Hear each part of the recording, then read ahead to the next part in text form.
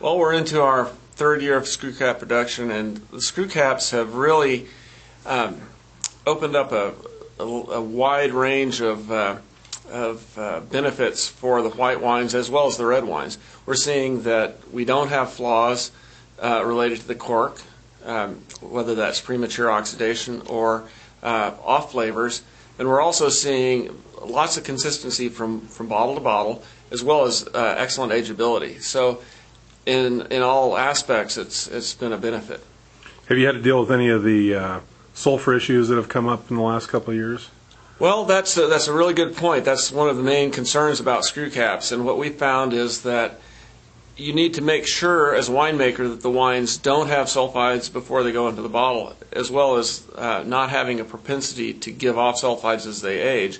So with white wines, it's just a matter of making sure the fermentations are very clean, which we do, and getting them into bottle in a very clean manner, and they stay clean. With reds, we make sure the wines have been exposed to oxygen during their early life, and at the point where they go into the bottle, they have been through that stage, which might cause them to have problems later. So the real trick with red wines, especially, is making sure they're ready to go into the bottle when you put them there. You can't expect that they will.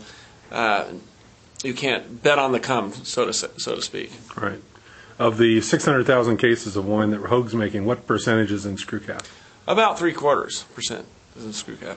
And so you've got the reserves and a few of the others that aren't in screw cap. Any plans for those to move to alternative closures? Well, actually, we are working in our Genesis line with our whites being in screw cap. The Genesis Riesling is in screw cap, and we'll be releasing a Genesis Chardonnay this summer in a screw cap. So we believe for in all cases the screw caps have superior closure.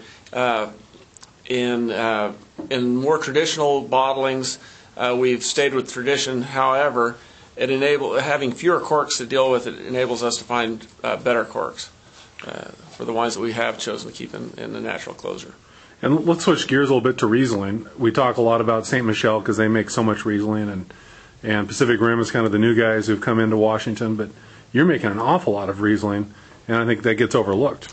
Well, about a quarter of our production is Riesling. It's very important to us, and it's a wine we feel we do very well. We've gotten great critical acclaim.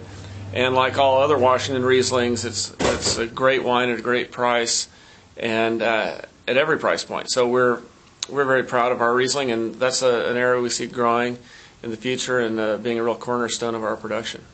And then let's talk for a second about the ownership of the winery, because that's changed twice since 2001, and you're now owned by Constellation. What's it like working for the largest wine company in the world? Well, in many ways it's different. In many ways it's the same. We're still the same people we were before we were bought by Constellation, and a lot of the same crew. I've been here for 12 years. Our winemaking staff between 6 and 8 years as well. So what we found with the bigger wine company is that we have a lot of resources that we may not have had in the past, and that's a benefit. And we still have a lot of the core values that we had when we were part of the Hogue family as well. So we have, on one hand, the values that we were raised with the Hogues, as well as the resources that the larger companies brought in. So it's kind of the best of both worlds. And speaking of the Hogues and Prosser, I mean, the Hogues are starting up a new winery, or Mike Hogue is, but you've seen a real growth in Prosser just in the last 5 years with new wineries, new restaurants.